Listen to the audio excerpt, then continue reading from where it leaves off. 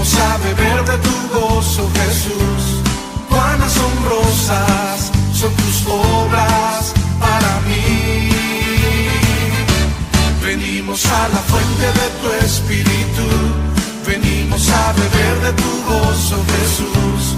Cuán asombrosas son tus obras para mí. Gloria en lo alto, gloria al que reina, gloria al que vive, al que ha de venir. Cuán asombrosas son tus obras para mí. Gloria en lo alto, gloria al que reina, gloria al que vive, al que ha de venir. Cuán asombrosas son tus obras para mí. Muchas bendiciones, amados hermanos. Les saludamos en el amor de Jesucristo y deseamos para todo y cada uno de ustedes muchas bendiciones del Señor. Quiero invitarles a que prontamente abramos junto a las Escrituras. Por favor, Efesios capítulo 1, amados hermanos. Efesios en el capítulo 1. Vamos a compartir allí los versículos 15 al 23, versículos 15 al 23 del primer capítulo de Efesios. Amén. Efesios 1, desde el versículo 15 leemos: en el nombre del Señor Jesucristo. Por esta causa también yo, habiendo oído de vuestra fe en el Señor Jesús y de vuestro amor para con todos los santos, no ceso de dar gracias por vosotros,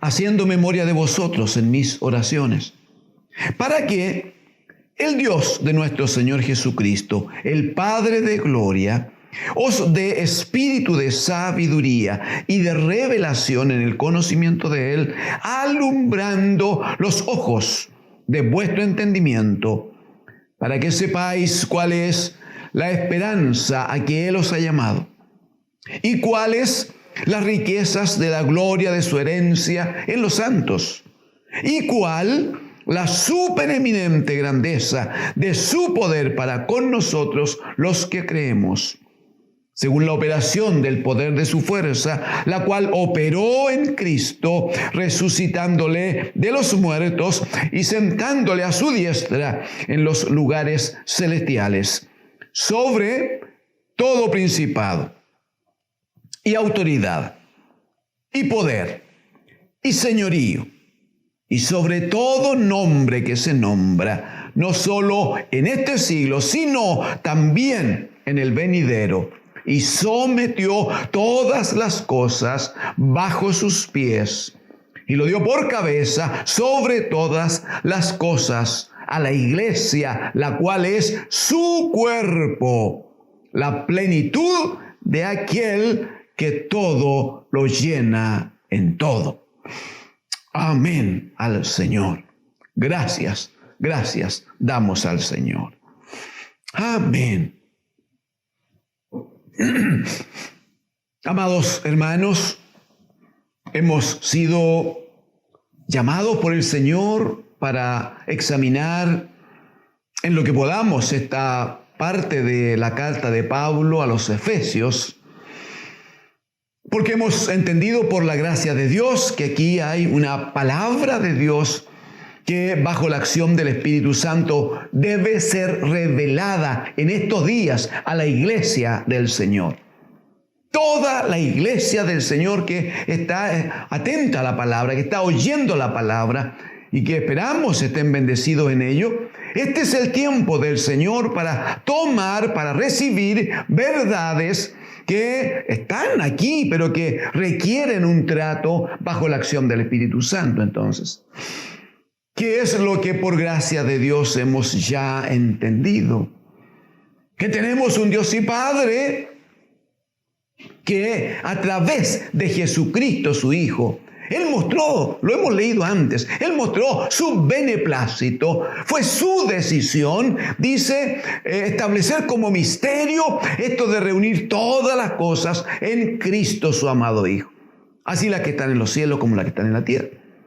Pues bien, en Cristo entonces el Padre nos revelará que en Él hemos sido bendecidos, en Él hemos sido escogidos, en Él hemos sido adoptados, hijos suyos.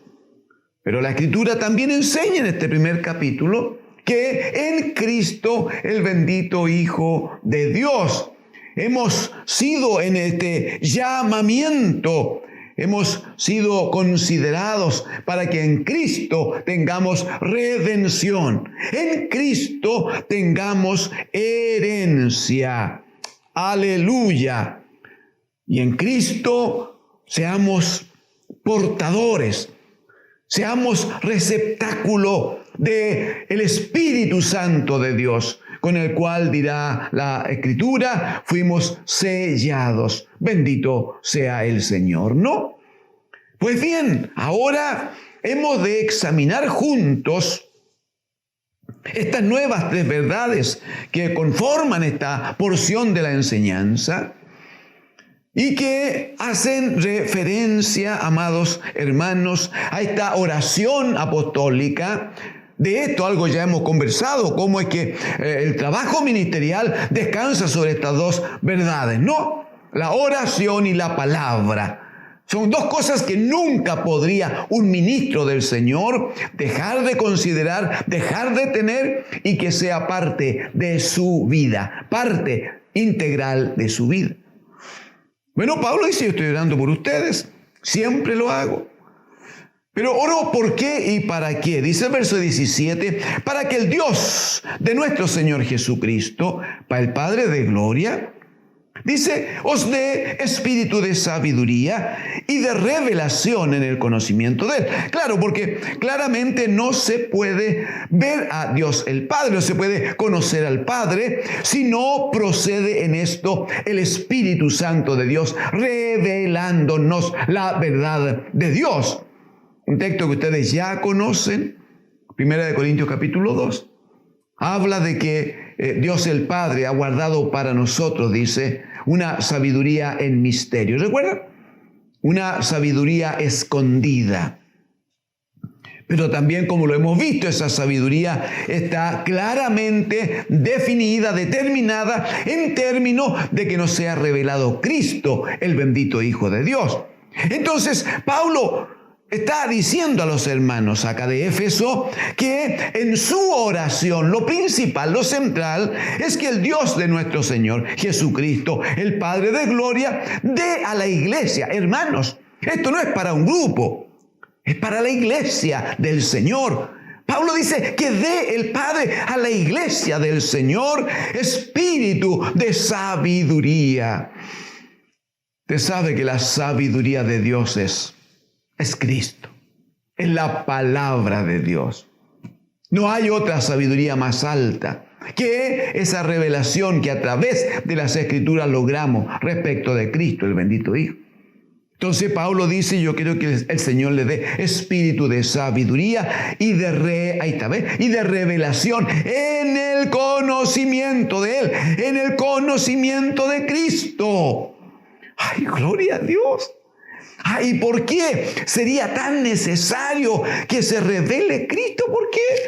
Bueno, si me acompaña muy brevemente en Mateo capítulo 11, por favor. Mateo capítulo 11, versículo 27, solo el verso 27. Dirá allí el mismo Señor Jesucristo. Mateo 11, 27. Todas las cosas me fueron entregadas por mi Padre. Pero observe lo que viene, por favor. Dice, y nadie conoce al Hijo sino el Padre. Por eso que fue necesario el testimonio cuando Juan le bautizaba en el Jordán. ¿Recuerda? Este es mi Hijo amado. Muy bien. Nadie conoce al Hijo sino el Padre. Pero dice, ni al Padre conoce alguno sino el Hijo. O sea, Está diciendo que hay un conocimiento mutuo, el Padre conoce al Hijo, el Hijo conoce al Padre, pero abre una puerta de bendición gloriosa si la iglesia del Señor está atenta a la palabra. Dice que al Padre solo lo conoce el Hijo, pero agrega en la frase final, y aquel, o sea, ¿quién más puede conocer al Padre? Y aquel a quien el Hijo lo quiera revelar. Aleluya. O sea, si el Hijo dispone en su sabiduría, en su autoridad, revelarnos al Padre, entonces significa que a través del Hijo, conociendo al Hijo, como Él dijo, pues, Juan 14:6, yo soy el camino, la verdad, la vida. Dice, y nadie viene al Padre sino por mí. No se puede ir al Padre por otro camino. No hay otra opción. No hay otra puerta. No hay otra forma de evangelio donde Cristo no sea el centro, mi hermano. No hay sacrificio que hacer. Si el sacrificio que el Padre ya recibió lo hizo Cristo, el Hijo. No hay figuras, no hay imágenes. Bendito es el Señor. La única forma de conocer al Padre es conociendo a Jesucristo, su Hijo, para que en Él y por Él tengamos acceso al bendito Dios de los cielos. Por eso que en el versículo Efesios, vuelva conmigo por favor, Efesios 1:17 va a decir, para que el Dios de nuestro Señor Jesucristo, el Padre de gloria, os dé espíritu de sabiduría y de revelación en el conocimiento de Él, en el conocimiento de Cristo, porque a través de Cristo conoceremos al Padre. Gloria a Dios. 18, alumbrando los ojos de vuestro entendimiento. Que no esté, como diría el apóstol Pablo, el entendimiento entenebrecido, que no esté lleno de tinieblas, sino que la luz de Cristo venga a la vida de la iglesia, alumbrando los ojos de vuestro entendimiento. Dice, para que sepáis. Porque esto la iglesia tiene que saberlo, mi hermano. Hay verdades de las Escrituras en las cuales uno podría, quiero decirlo responsablemente, uno podría hasta equivocarse, hermano. Si se le pregunta cuántos años antes de Cristo vivió Abraham, a lo mejor usted saca alguna cuenta y dice tanto y a lo mejor no es exacto. Con mucho respeto, no importa. ¿Cuántos años tenía, no sé, Noé cuando murió? Bueno, a lo mejor usted dice tenía tanto y si se equivoca no pasa nada, no pasa.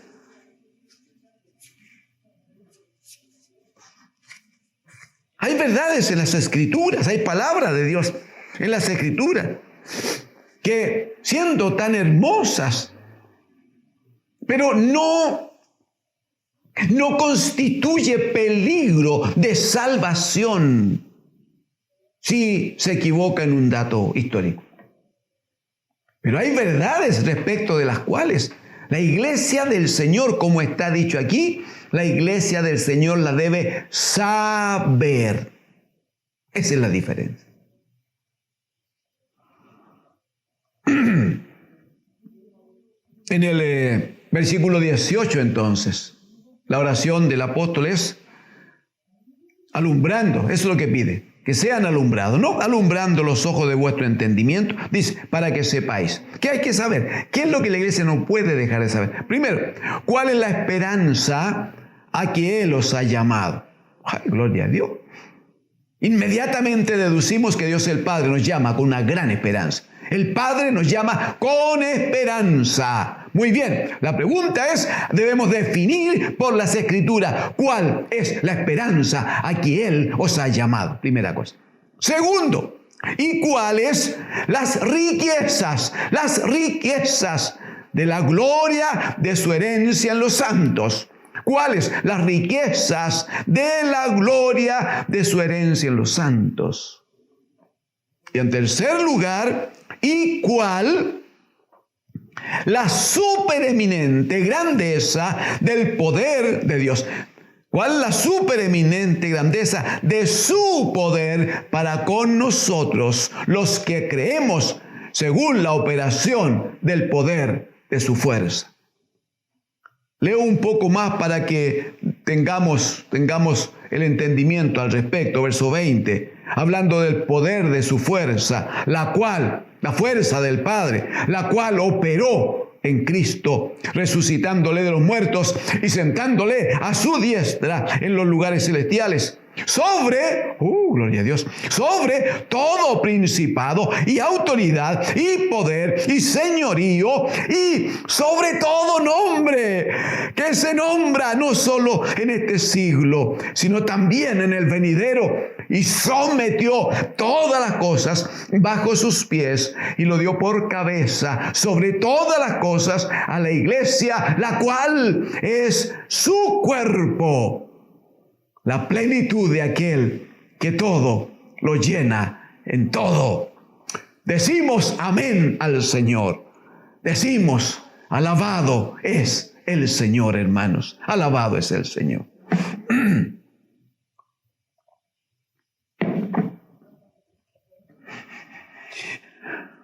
De nuevo tenemos entonces aquí, varones, hermanos, hermanas todas. De nuevo tenemos la revelación de tres verdades, respecto de las cuales expresamente dirá el apóstol: la iglesia debe saber, tiene que saber. Debe saber. ¿Qué debe saber? Primero, dirá en el versículo 18, cuál es la esperanza a que Él os ha llamado. ¿Y cuáles las riquezas? ¿Cuáles las riquezas de la gloria de su herencia en los santos? Pero también hay que saber cuál es la supereminente grandeza del poder de Dios. Aleluya. Esa ahí en el verso 19, si puede, adelantemos trabajo y déjelo subrayado. Porque dice cuál es la supereminente grandeza de su poder. Dice, para con nosotros los que creemos. Oh, aleluya. Es que precioso, porque así como hemos hablado antes de cómo hemos sido redimidos en Cristo, por ejemplo, o cómo el Padre dispuso desde antes de los tiempos que seamos adoptados hijos suyos, es glorioso entender que la supereminente grandeza del poder de Dios, la enorme grandeza del poder de Dios, dice que tiene que ver con nosotros los que creemos. Tiene que ver con aquellos que por la gracia de Dios hemos desarrollado fe en Jesucristo el Señor. Para los que tenemos fe entonces, para los que creemos, para los que somos parte de la iglesia de Dios, para nosotros. Está la revelación acerca de la supereminente grandeza del poder de Dios. Avancemos un poquito, que dice entonces el versículo número 18, que el apóstol espera sean alumbrados los ojos de nuestro entendimiento para que comprendáis cuál es la esperanza a que Él os ha llamado. ¿Cuál es la esperanza a que Él os ha llamado? Amados hermanos, hay... Nos va a ayudar un par de textos que conocemos, que la iglesia ya conoce. ¿Recuerda lo de Génesis 1:26?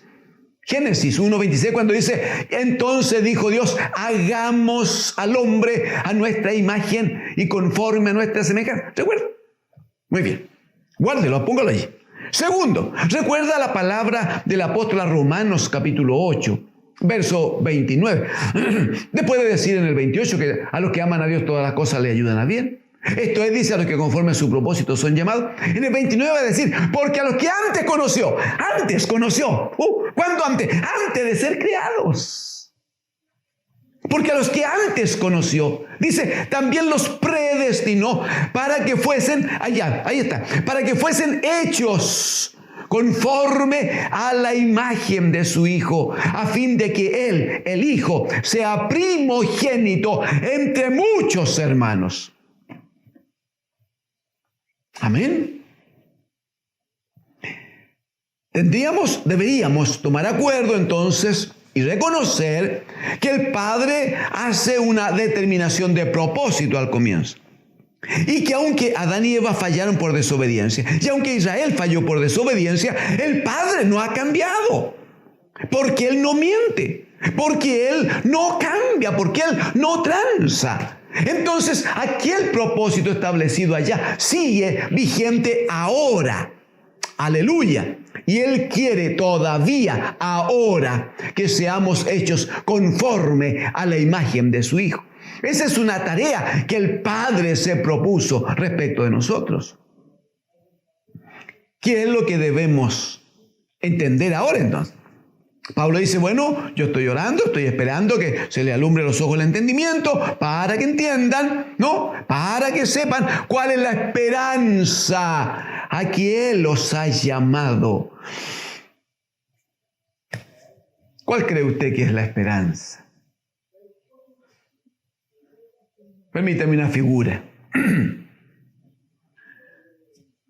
Se da mucho que papá y mamá conversan en casa respecto del niño que tiene 8, 10, 12, 15 años.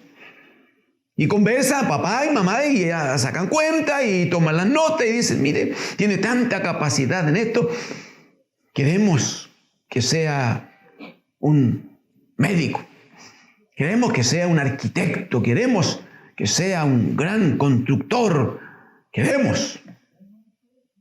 Entonces están definiendo, están diseñando lo que ellos juzgan corresponde para su hijo. Porque tiene capacidades, porque ven que puede conseguirse, porque están dispuestos a respaldarle y apoyarle en lo que necesite. Por lo tanto, si pasan unos pocos tiempos y el jovencito es inscrito recién en la universidad, la pregunta es, ¿cuál es la esperanza para ese joven? Y la esperanza no es salir a hacer huelga, la esperanza no es tomarse el colegio o la universidad, la esperanza no es hacer desórdenes, no. La esperanza es aquello que forma parte del propósito de sus padres. Y ellos quieren que sea un gran arquitecto, que sea un gran médico, un gran constructor. Eso es lo que ellos han definido, lo que quieren. Por lo tanto, la esperanza del hijo no podría estar separada o ser distinta de aquello que los padres han establecido como una meta para la vida del hijo.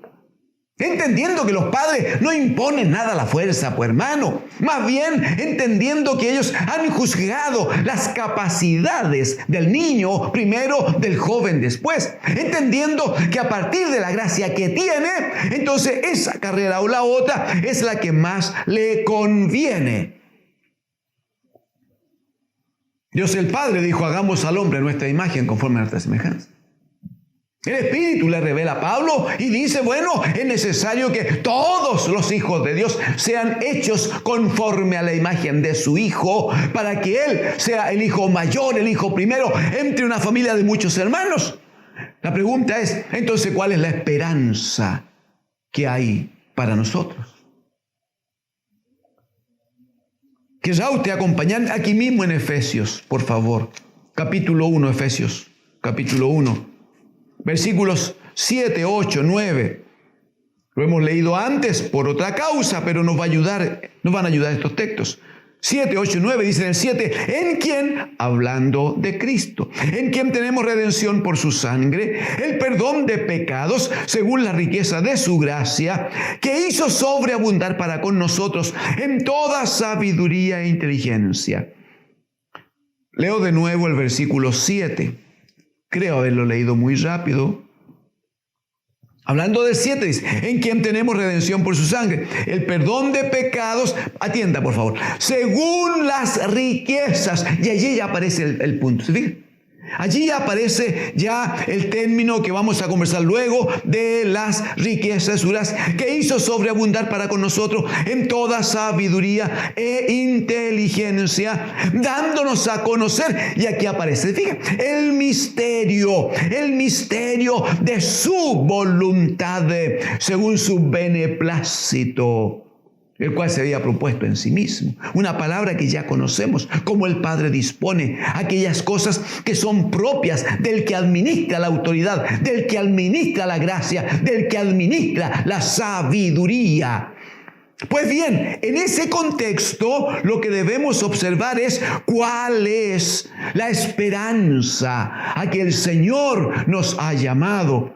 Y ahí me acompaña a Filipenses, capítulo 1, por favor, Filipenses, capítulo 1, hermanos amados.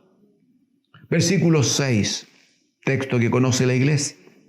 Estando, el apóstol Pablo dice, estando persuadido de esto, que el que comenzó en vosotros la buena obra, mire, ¿hay esperanza en esto o no?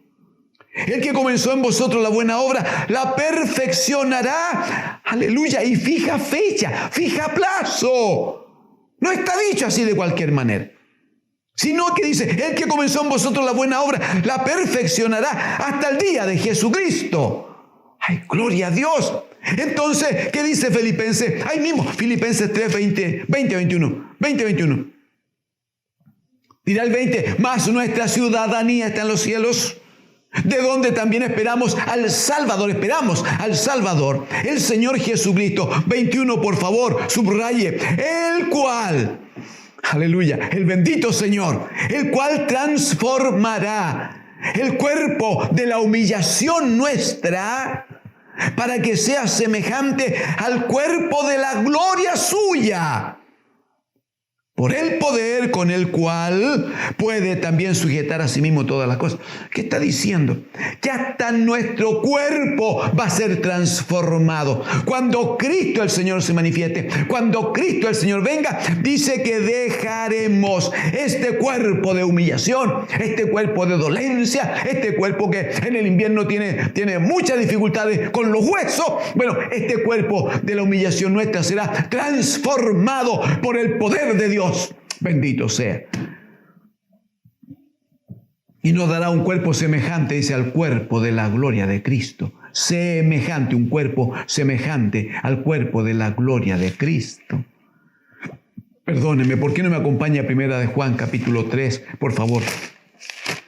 Primera de Juan, capítulo 3, para leer solo el versículo 2. Yo sé que podría declararlo, pero necesito que esté conmigo en la Escritura para que sepa que lo que compartimos es palabra de Dios y no algún mero conocimiento que alguien pueda tener, hermanos. Primera de Juan, capítulo 3, versículo 2, dice, amados, ahora, o sea, ya ahora, amados, ahora somos hijos de Dios. ¡Gloria a Dios! Lo hemos conversado algunas veces, más a todos los que le recibieron, a los que creen en su nombre, ya nos dio la potestad de ser hechos hijos de Dios. Gloria a Dios. Muy bien. Amados, ahora somos hijos de Dios. Y aún no se ha manifestado lo que hemos de ser. O sea, viene más. Sí, porque Pablo dijo a los filipenses que el que comenzó en nosotros la buena obra, la perfeccionará. Aleluya. Entonces, aún no se ha manifestado lo que hemos de ser, pero sabemos que cuando Él se manifieste, seremos, dice, hermano, seremos semejantes a Él, porque le veremos tal como Él es. Aleluya, ¿por qué no me acompaña y alabamos al Señor? Bendito es Él. ¿Entiende la proyección de vida que tenemos? ¿Verdad? ¿Lo entiende? ¿Lo puede ver? ¿Entiende para dónde el Señor nos está llevando? Estamos contentos porque somos hijos de Dios, pero ¿cómo no? Con un Padre así. ¡Aleluya! ¡Bien! Gloria a Dios por el Padre que tenemos. Sí, pero el Espíritu le revela a Juan y dice, pero que aún no se ha manifestado completamente lo que hemos de ser. O sea, viene más. ¿Y cómo no? Viene más, pues, porque cuando Él se manifieste, dice que seremos semejantes a Él, porque le veremos cara a cara. ¿Y qué tiene que ver esto de que seamos semejantes a Él? Yo sé que el Espíritu ya le reveló a usted que es exactamente el cumplimiento de Génesis 1:26. Hagamos al hombre a nuestra imagen, aleluya, conforme a nuestra semejanza. Bendito es el Señor. Bendito es el Señor. Nuestra esperanza es que se cumpla en nosotros, amados hermanos, este propósito eterno de Dios, que se cumpla en nuestras vidas, este anhelo de Dios de hacer al hombre, de tener muchos hijos, pero todos los hijos semejantes al Hijo primero, al Hijo mayor, al Hijo modelo, al Hijo perfecto y santo. Bendito es el Señor. ¿Cómo se va a manifestar esto? ¿Cómo es el momento que viene? Esto de la esperanza, cerrémoslo allí, por favor, en Primera de Tesalonicenses, capítulo 4. Por cosa de tiempo solo leemos 2 versículos, 16 y 17. Primera de Tesalonicenses, capítulo 4, versículos 16 y 17. Dirá el verso 16, porque el Señor mismo, esa frase a mí me bendice, porque el Señor mismo, con voz de mando, con voz de arcángel y con trompeta de Dios, descenderá del cielo, y los muertos en Cristo resucitarán primero.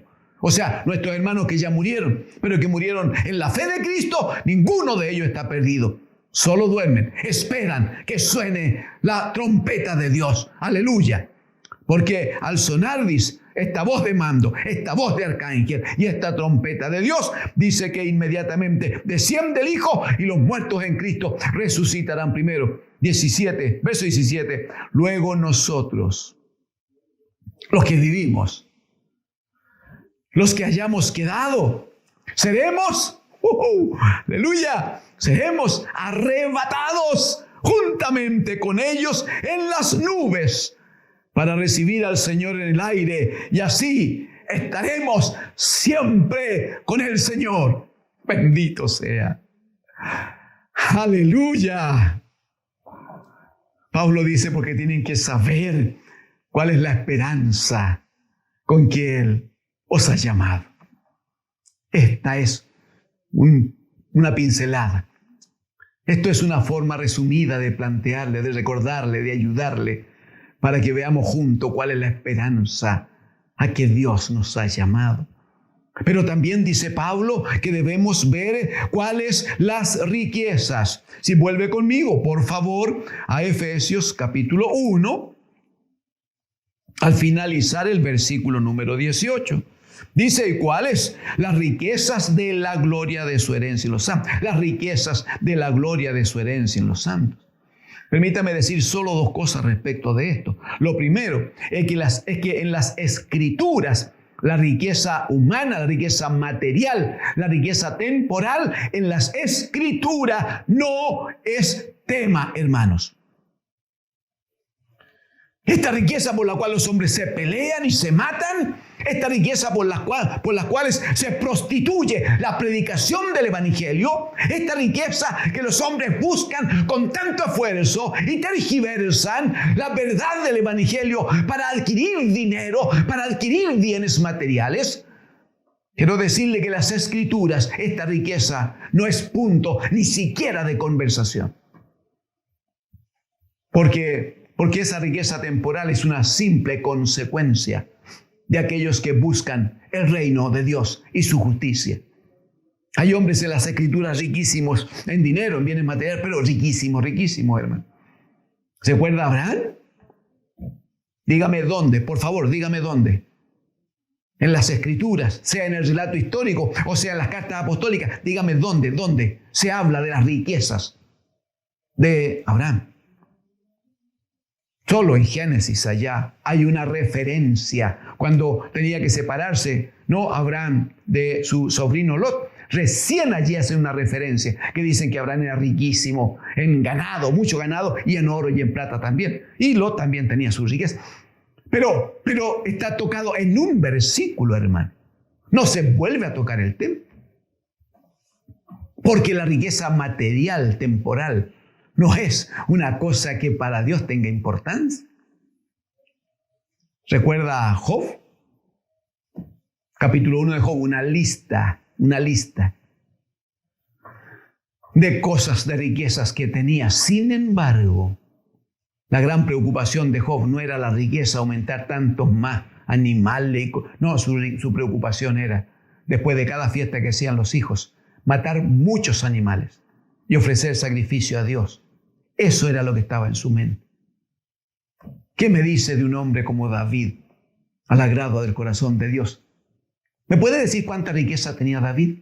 ¿Dónde se habla de las riquezas de David? Uno las entiende por gracia de Dios. Sabe, se da cuenta que con el poder que tenía, la autoridad que tenía y las conquistas que hacía, uno entiende que era muy millonario. Sin embargo, ¿dónde se habla de eso? Entonces, cuando el apóstol dice que la iglesia debe saber cuáles son las riquezas de la gloria de su herencia en los santos, no está hablando de cosas materiales. ¿Sabe de qué está hablando? En la misma página en que usted está, repitamos un texto que citamos por otra causa adelante. Verso 7, por favor. Verso 7. Efesios 1:7. 1:7. ¿En quién tenemos redención por su sangre? Y lo hemos hablado. El perdón de pecado. Atienda esto. Según las riquezas de su gracia. Riquezas de su gracia. No está hablando de riqueza material. Riqueza de su gracia. Que hizo la gracia. Que hizo sobreabundar para con nosotros en toda sabiduría e inteligencia. Dándonos a conocer el misterio de su voluntad según su beneplácito. Cuando habla de las riquezas, está hablando de la abundancia, de la gracia de Dios revelada y manifestada en Cristo, el bendito Hijo de Dios. Hacia su lado derecho, Colosenses, por favor, capítulo 1, Colosenses 1, 26 y 27. Hemos hablado ya varias veces acerca de este misterio de Dios, misterio oculto, que está ligado a la sabiduría, ¿cómo no? Versículo número 26 dice: el misterio que había estado oculto desde los siglos y edades, pero que ahora ha sido manifestado a sus santos, a quienes, por favor, a quienes Dios quiso dar a conocer las riquezas de la gloria de este misterio entre los gentiles. Punto y coma. Y aquí viene la declaración, ese punto y coma es como ruido de tambores, ¿no? Versículo 27 de nuevo. A quienes Dios quiso dar a conocer las riquezas de la gloria de este misterio entre los gentiles, que es Cristo en vosotros, la esperanza de gloria. Aleluya. Y si todavía le parece poco eso, aquí en el capítulo 2, por favor, capítulo 2, Colosenses 2:1, porque quiero que sepáis, dice el apóstol, cuán grande lucha sostengo por vosotros y por los que están en la Odisea y por todos los que nunca han visto mi rostro, para que sean consolados vuestros corazones, unidos en amor. Observe, unidos en amor. ¿Hasta cuándo? Hasta alcanzar, aquí está, ¿ves? Hasta alcanzar todas las riquezas de pleno entendimiento. Esa es la riqueza. Riqueza de pleno entendimiento, a fin de conocer el misterio de Dios el Padre y de Cristo. ¿En quién? En Cristo están escondidos todos los tesoros de la sabiduría y del conocimiento. Amén, Señor, decimos, alabado es el Señor. Cuando habla de las riquezas de la gloria, de la herencia de los santos, está hablando, amados hermanos, de esa riqueza espiritual que implica conocer a Cristo el Señor. Que el misterio de Dios en su Hijo nos sea revelado. De esa riqueza estamos hablando y no de otra. Que si algún hermano pudiera algún día tener de la otra, ¡uy, gloria a Dios! Ojalá. Deseamos que el Señor le bendiga, le enseñe en administración, le dé gracia, que sea como José, aquel hombre de Dios, y lo haga con sabiduría del Señor, que lo de Cristo se revele muy bien, que sea soporte, apoyo para la obra del ministerio. Todo eso está muy bien. Todo eso está bien. Pero eso no es el centro de la vida, porque no es el centro del Evangelio. El centro del Evangelio es Cristo. Aleluya, el bendito Hijo de Dios. Entonces, hablar de las riquezas es hablar de la abundancia del conocimiento que nos revela el Espíritu Santo acerca de Cristo, su amado Hijo. Y eso, al igual que la esperanza con que el Señor nos ha llamado, también estas riquezas del pleno conocimiento de Cristo, también es parte del llamamiento de Dios que la iglesia debe saber, mi hermano. Y como si eso fuera poco, en el versículo 19, Efesios 1:19, vuelva conmigo allí, por favor. Como si eso fuera poco. Efesios 1:19. Va a decir, ¿y cuál? ¿Y cuál? La supereminente grandeza de su poder. Aleluya. Para con nosotros los que creemos, según la operación del poder de su fuerza, la cual operó en Cristo, resucitándole de los muertos y sentándole a su diestra en los lugares celestiales. ¡Aleluya! Cuando habla de la supereminente grandeza del poder de Dios, está hablando de ese poder de resurrección con que levantó al bendito Hijo de Dios de entre los muertos. Está hablando del poder de resurrección con que a nosotros nos ha rescatado de la muerte. Efesios capítulo 2, verso 1, y Él os dio vida a vosotros cuando estabais muertos en vuestros delitos y pecados. ¡Aleluya!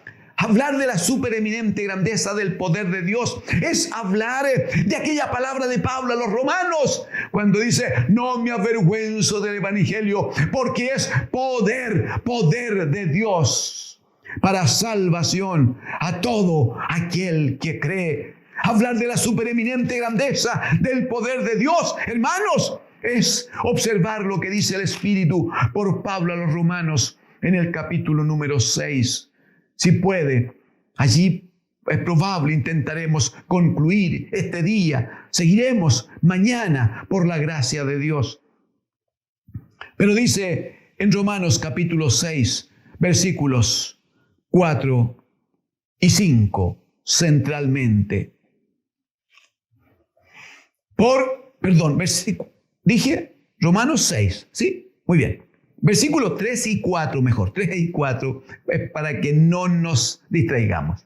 El verso 3 dice, ¿o no sabéis que todos los que hemos sido bautizados en Cristo Jesús, hemos sido bautizados en su muerte? Verso 4.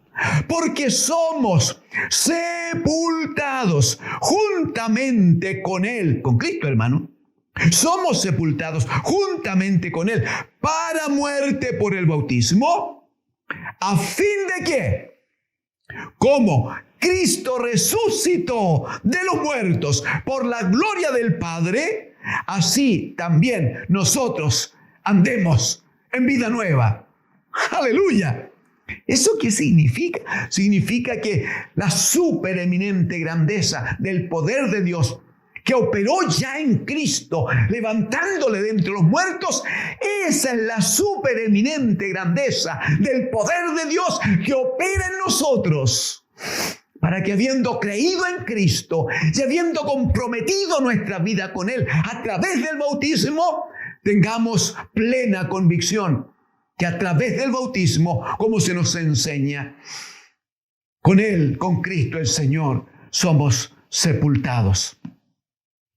Pero así como Cristo, por el poder del Padre, fue levantado de entre los muertos y sentado a la diestra, de la misma manera nosotros andaremos en vida nueva, no por nuestra capacidad, no por lo que nos parece, no por la fuerza que tenemos, sino porque el poder del Padre a través del Espíritu Santo opera en nosotros y Él nos da vida. Cuando nosotros estábamos muertos en delitos y pecados, Él nos resucita, Él nos da vida y Él nos lleva adelante llenos de esperanza, llenos de riquezas eternas, confiando en la supereminente grandeza del poder de Dios. Amados hermanos, necesitamos avanzar un poquito en esto. Si el Señor lo permite, lo haremos mañana. Pero el punto es, mire cuánta bendición tenemos, cuánta gracia de Dios, cuánto amor de Dios, cómo Él se vuelca en amor, cómo Él se vuelca en amor a nosotros para ofrecernos cosas que nunca nadie podría darnos y que nunca nadie podría comprar. Porque llegar a esta verdad requiere un precio muy alto, amados. Pero bendito sea el Señor, como examinábamos estos días, también en Cristo y por Cristo fuimos redimidos. Él nos redimió. Él pagó un precio tan alto porque entregó su vida santa y su sangre fue derramada para que a través de esa sangre nuestras vidas, al venir a Cristo, sean lavadas y venga en nosotros ese nuevo nacimiento, ese renacer que nos permite al nacer ser hechos hijos de Dios. Y como hijos vivimos con esperanza, vivimos con riquezas eternas y llenas de gloria, y vivimos bajo la supereminente grandeza del poder de Dios. Démosle gracias al Señor. Siéntase libre para orar en casa. Siéntase libre. Damos gracias, Padre. Por Cristo, tu Hijo, te damos gracias, Señor. Aleluya. Por su obra redentora, Señor. Y porque en Él tú manifestaste, Señor, la supereminente grandeza de tu poder. Padre, bendiga a su amada iglesia este día. Bendiga, Señor, su casa y reciba toda ofrenda de alabanzas que se está levantando en este momento, Señor, en distintas partes de este país y de otros por gracia suya. Señor, reciba la alabanza, reciba la adoración, rogamos. En el nombre de Jesús, el Señor. Amén.